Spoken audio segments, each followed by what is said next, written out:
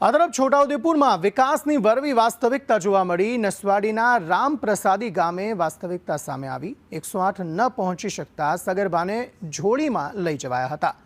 ભટ્ટુપ્રસાદી રામાપ્રસાદી જવાનો માર્ગ બિસ્માર હાલતમાં છે। સગર્ભાને ઝોળીમાં ઉચકીને 108 દ્વારા દવાખાને લઈ જવાઈ।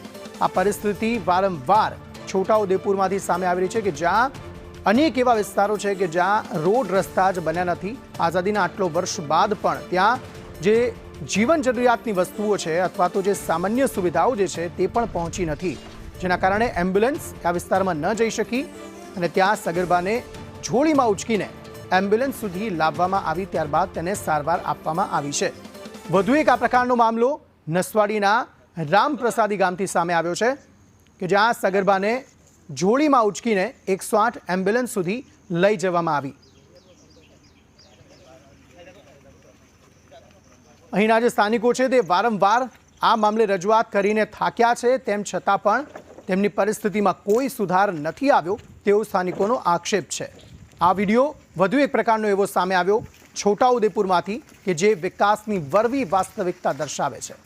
એ વાસ્તવિકતા કે ભલે તમે ટેક્સ ભરો છો, ભલે તમે દરેક વસ્તુ એ કરો છો જે સરકાર તમને કહે છે, તેમ છતાં પણ સુવિધા આપવામાં અહીંયા સરકાર મીંડી છે।